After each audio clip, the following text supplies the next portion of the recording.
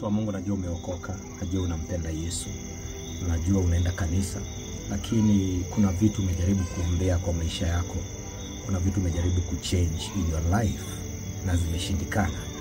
Umeenda prayer center, kila mtu anajua, yani mpaka watu wa huko prayer centers wanakujua, wanajua jina lako, wanajua what you do, but still whatever you're doing does not succeed. Najua hiyo ni kitu ina frustrate watu sana, na ndio maana nimekuja hapa kukwambia leo, usifanye vitu the same way ukingojea a different result. Yesu Kristo alipokuja hapa duniani, kuna vitu alitufundisha. Ndio alifanya miujiza, ndiye aliponya, alifanya hizo vitu zingine, lakini alituachia an assignment ambaye watu wengi hawajaunderstand hii, na ndio unaona wako katika maisha ya kushindwa. Yesu alituachia assignment, akasema seek the kingdom of God and its righteousness. Tafuta ufalme wa Mungu na haki yake. That is a very powerful saying. Now on that point, watu wengi wanafikiria kutafuta ufalme wa Mungu means kwenda kanisa na kuwa righteous. Na sisemi usiende kanisa, hata mimi ni mchungaji na kualika kwa yetu, you know. But I'm just saying, tunateseka sana ulimwenguni watu wa Mungu because hatujajua the separation between the two. The separation, hatujashika kabisa ile laini. Najua most of the people ambayo wameokoka ni generational, like tukakuta watu wanaokokanga hivi na kanisa linaendanga hivi na watu wanafanyanga hivi, so we have that experience ya vile watu hufanya vitu. But again, tunafanya hivyo ambaye tumekuta kanisa zikifanya ama Wakristo pale mbele wakifanya, and still we don't find solutions for basic things. Basic thing na maanisha chakula, ndoa, finances na vitu kama hizo, vitu ambazo unahitaji daily. Na ni understand. Huwa na challenge watu, nawaambia hawezi niambia Mungu kama vile maandiko yanasema kwa Psalms 20 ya kwamba dunia hii na kila kitu kilicho ndani ya hii dunia ni cha Mungu, and yet wewe ulale njaa. Daudi anasema nilikuwa kijana na sasa nimekuwa mzee, na sijawahi ona mwenye haki ameachwa wala watoto wake wakiomba mkate. Maandiko pia yanasema ya kwamba hatutakuwa mikia, tutakuwa vichwa. Hatutakopa, yani hatutaenda kukopa madeni, watu watakuja kutukopa, tutakopeshana. You understand? That is the position yenye Mungu ametuweka. Hiyo ndio ile level Mungu anatutakia. Na ndio Yesu akaja akaondoa vitu kama curses, vitu kama hizo problems ambaye zingetuzuia. Understand? Nishike tu mtu wa Mungu. Kuna vitu ambavyo hatungekuwa qualified kuvipata ama kuzishika because of bondage. Mabondage za malaana ya vizazi na vitu kama hizo. Lakini Yesu alipokuja duniani akafa msalabani, aliondoa hiyo bondage. Aliondoa every bondage, mtu wa Mungu. Such that pahali mimi Mwafrika singeweza kufika, ninaweza kufika through the death of Jesus. Yesu alipokufa aliondoa any generation curse yenye iko ndani ya maisha yako. Aliondoa hizo vitu zote, pasia ya hekalu likatika into two, na mambo yakakuwa sawa. Tumenunuliwa na damu ya Yesu Kristo. We are children of God. Na kama tumenunuliwa, basi tunastahili kupata everything ya kingdom yake. But again, unaona tumetoka kwa hiyo understanding.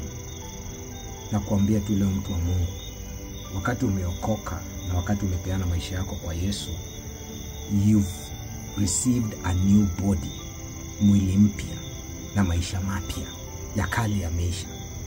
Sasa why should you be concerned so much na ni nani hakuwa ameokoka kwenu? Sijui madhabahu ya nyanya yako, madhabahu ya aunti yako. Hizo vitu ndio Yesu alikufa ili tuwe free from. So wakati unaokoka, you are a new person. Understand? Hata kama uliua, ulifanya nini, hizo vitu tumeshaokoka. And now tunang'ang'ana na consequences za hizo vitu, lakini nitakuelezea baadaye. So wakati umeokoka, umempokea Yesu, it's a different ballgame. The expectation ya Mungu ni ilikuwa ni umeshaokoka, umepewa mwili mpya. Now Acts chapter 1 verse 8 inasema mtapokea nguvu wakati Roho wa Mungu amekuja juu yenu, na mtakuwa washahidi. Understand hiyo concept ya kwamba Yesu akiwa hapa ulimwenguni hajawahi hubiri kuhusu religion. Kumbuka Yesu alipigana sana na watu wa religion, wakuu wa makuhani, viongozi what do you call them, Mafarisayo na Masadukayo, walikuwa so much into knowledge ya Torati.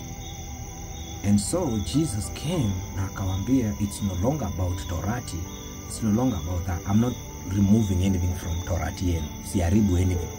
I just want freedom.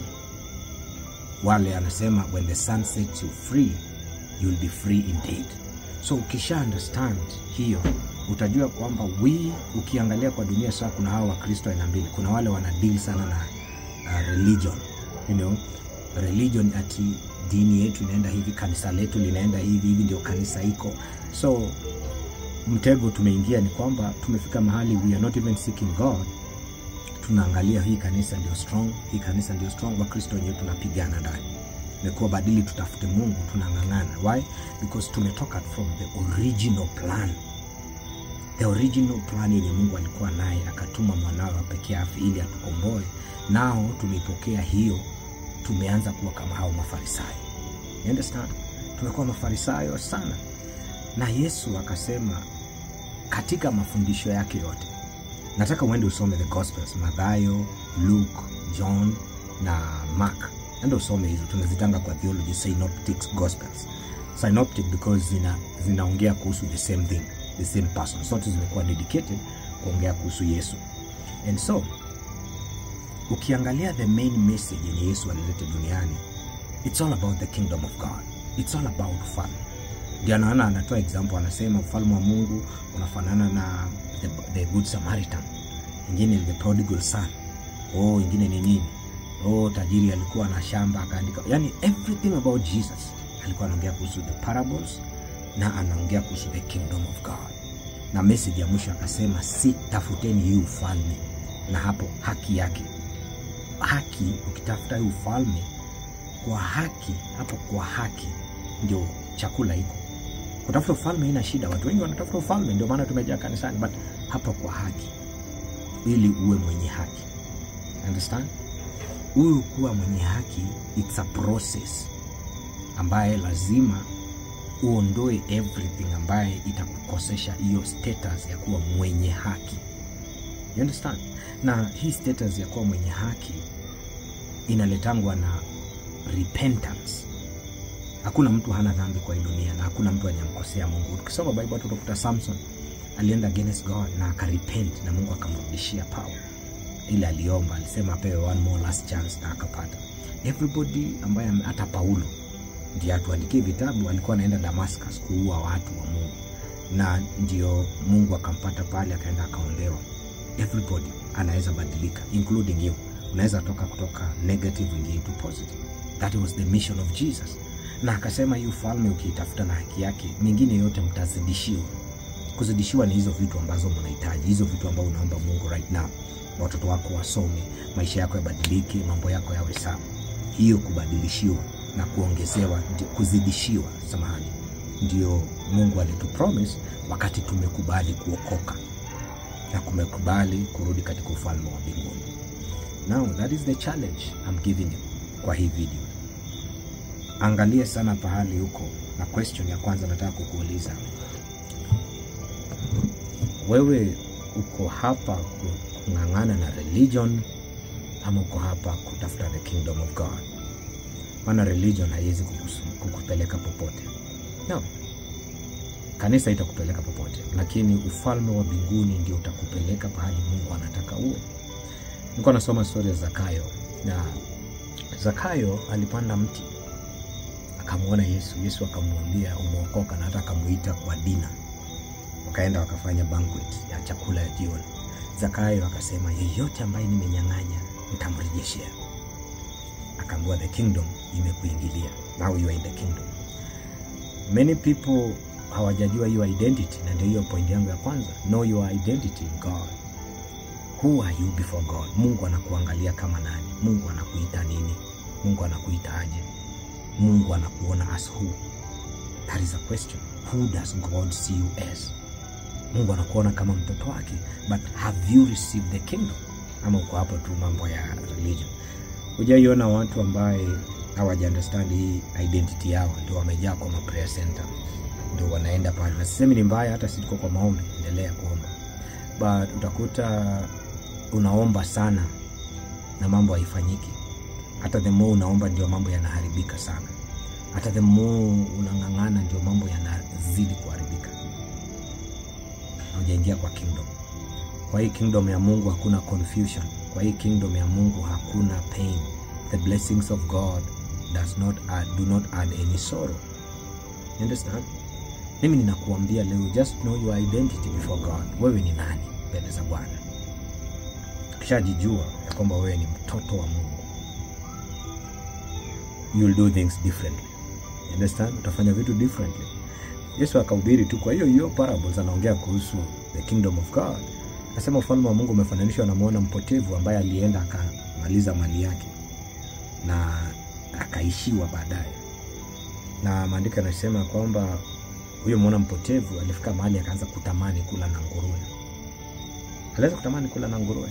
Na maandiko yanasema akafanya uamuzi ndani ya maisha yake ya kwamba kwa baba yangu kuna better things, hata nirudi hata anifanyie tu kama mfanyikazi wake. Na maandiko yanasema that day yenye huyo mwana mpotevu alitoka kwao nyumbani, the same day baba alienda chini kuuliza atarudi lini. Can you imagine? Every day yeye anang'ang'ana huko anakula raha, lakini every day baba yake anaamka asubuhi anakaa kwa mlango. Sasa pengine leo mwanangu anaweza rudi. Huyu mwana amepigwa na maisha, amepigika, akaamua kurudi. Anaporudi baba yake angemkumbatia. Expectation ya sisi wanadamu tungekuwa like, baba angekuja aseme hauna mali hapo umeenda nazo, lakini baba alikuwa anamngojea na akamfanyia karamu kubwa sana. Hayo ni mafundisho ya Yesu about the kingdom. Sasa the moment utajijua wewe ni nani, utoke kwa nguruwe, utoke kula kama nguruwe, yani kuishi wewe unajua nguruwe, mtu wa Mungu, nguruwe anaweza survive everywhere, hata kama ni kwa choo ama wapi, atakula tu bora aishi. Na alipoona kwamba amefika mahali kama nguruwe in terms of, angalia maisha yako kama umefika hiyo time where haujali, uko tu survival. Kuna watu ambao hata kwa relationship hata ufeel hata any urge ya kuwa na mwanamke ama kuwa na mwanaume tena. Hiyo story imeisha, umekosewa, umevunjwa moyo, you are just there. Unaweza kuwa uko na madeni mengi sana unatazama, na hata kuna matisho ya makesi na manini zinakusumbua. Hiyo ni nguruwe kinda. That is a situation. Sasa decision yako ndio inamata. It's not decision ya watu kukuroga manini. Utakapoamua kurudi kwa baba yako, uende to the original. Kumbuka baba yako atakuwa anakungojea every day. God is not waiting for you na judgment. Anakungojea ujirudie, urudi kwake akusamehe dhambi zako. Come on. That is what is happening right now. Hii maisha unaishi ambayo unaona imeharibika kabisa na mambo ni mabaya na uko kwa jangwa, naifananisha, sisemi ndiyo hiyo, lakini naifananisha na nguruwe hao. Hiyo chakula ya nguruwe. Why should you eat that na uko na opportunity ya kwenda kula kwa baba yako ambaye anakungojea, just because uko na kamzigo unasema nilimkosea, na yet amesema kuna msamaha.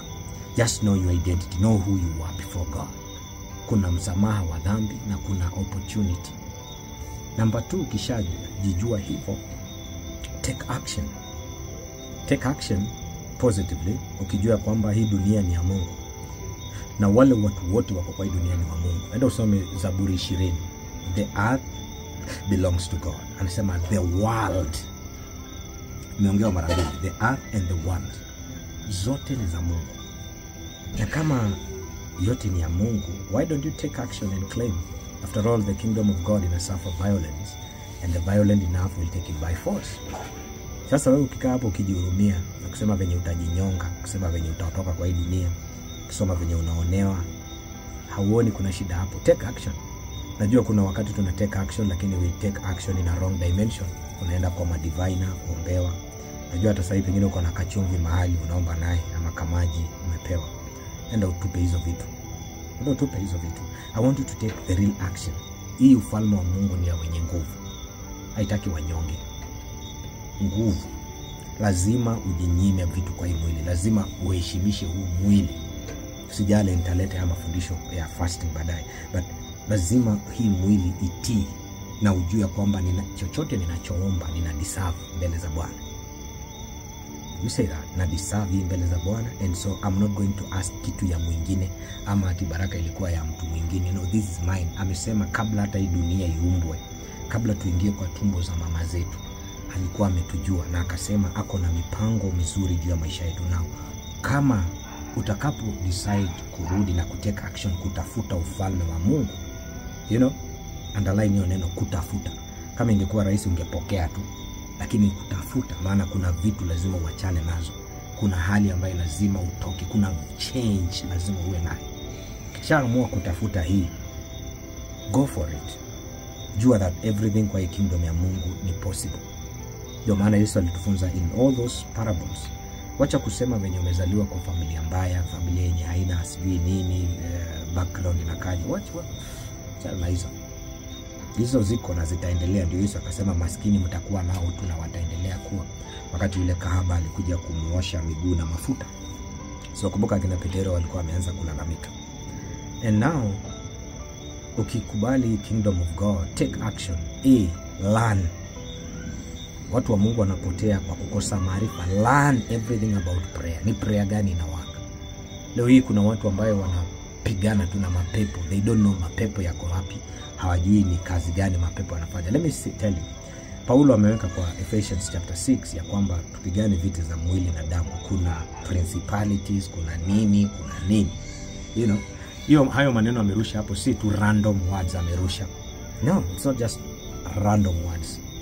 No, everything. Principality hizi zinafanya hii kazi, demons hizi zinafanya hii kazi, jeshi hili la mapepo linafanya hii kazi. Just the way Kenya kuna kama kwa army yote kuna air force, kuna wa maji na kuna wa nchi kavu, the same thing even in the spirit. Leo hii ile roho inashika finances zako, sio ndio inashika ndoa. So unapata information, action ya kutafuta ufalme, get a lot of information, just know which demon is there. Ukisha understand hivi, usijiko umeona watu ambao wanauziwa maji, wanauziwa uoga, wanauziwa machumvi, wanauziwa everything is there because hawana information. Usiwe kama wao, maana hao ni mafarisayo. Tafuta information, ujue hii kingdom ya Mungu. Language hii kingdom ni faith alone, Christ alone. Faith alone, Christ alone. So just understand hiyo, take action, get more information, read books, pray. Bwana atakufungulia. Take action, be jazwa Roho Mtakatifu, mtu wa Mungu. How will you say you're fighting a spiritual warfare ama uko kwa spiritual life na kama hujajazwa Holy Spirit? Ukumbuke kwa hili ulimwengu wa rohoni ni kama soko. Kuna kila kitu. Kwa hivyo unaweza sema wewe ni spiritual na uingiwe na hii spirit nyingine. Ndio nilikuwa nakwambia I'm not talking about, nikisema mambo ya roho siongei kuhusu kuwa spiritual awake. Spiritual awake ni kujua vitu za spiritual, lakini I want you to get information kuhusu spirit wa Mungu. Hii dunia iko na maspirit nyingi. Find the spirit of God. So jazwa Roho Mtakatifu. Ngangana sana. It's free of charge. Jazwa Roho Mtakatifu. That is the action B that I want you to take. And the Holy Spirit ako na fruits na ako na gifts. Atakupea every way of coming out of those things. And you need information na Holy Spirit. And that one, kuwa na faith. Anasema ukiwa na mbegu, imani ndogo kama mbegu ya haradali, unaweza ambia milima iondoke na iondoke. Sasa ni nini hiyo inakufanya wewe usiwe na imani? Amini Mungu, act on that. So hiyo ndio point number 1. Tusema point number 1, desire to seek the kingdom of God, uwe na information, jazwa na Roho Mtakatifu na utumie imani. So number 2, lazima after seeking the kingdom of God, lipia gharama, pay the price for that. And now watu wengi wapendi hiyo part. Hakuna kitu cha free mbele za Bwana, acha nikwambie. Especially in the spiritual world. Niulize, ni ama spiritual man. Mambo ya spirit ina gharama sana. Ndio unasikia hata wale wanaingia kwa madevu, wale wanaingia kwa shetani.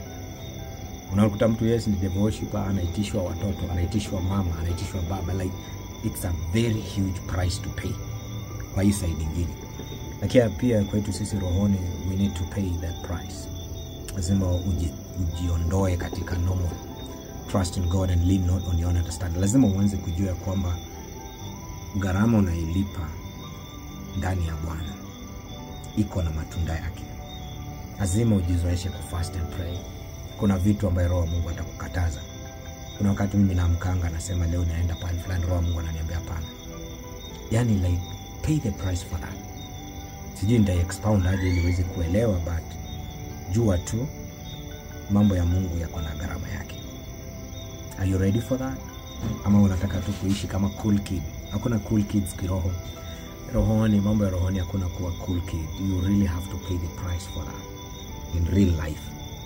I pray that you understand what I'm saying. Ndio maana hata sisi kuokoka ilibidi Yesu amwage damu msalabani.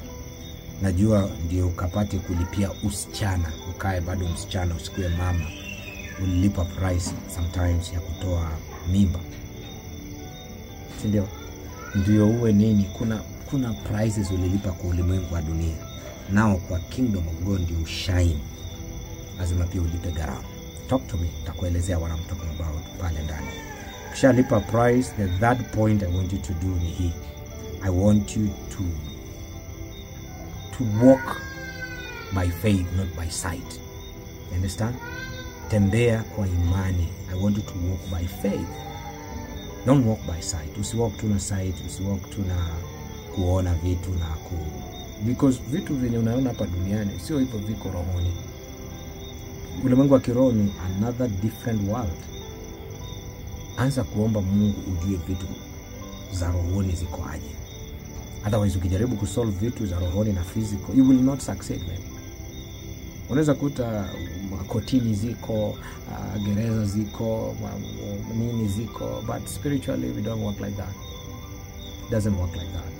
Lazima uwe na legal ground of everything you're saying. So, na lazima ujue kuna tactics, a lot of tactics. Ephesians chapter 6 verse 10 inasema schemes of the devil.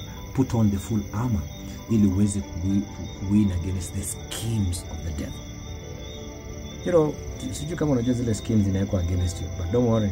Part 2 ya hii video tutakuja tuongee kuhusu hizo schemes, tutakufunza how he does it and how you will be. But for now, mimi ninakualika katika hii safari ya kutafuta ufalme wa Mungu na haki yake. Hebu subscribe hapa. Ni like hii video, comment, let me see your stories. Ama nisikie feedback yako, and mostly share this with your friends. Tuongee sana na tuweze kuelewana. Namba yangu iko hapa chini. Nitafute tukapate kuomba pamoja. Otherwise tutakuwa na part 2 ya hii clip. In Jesus name.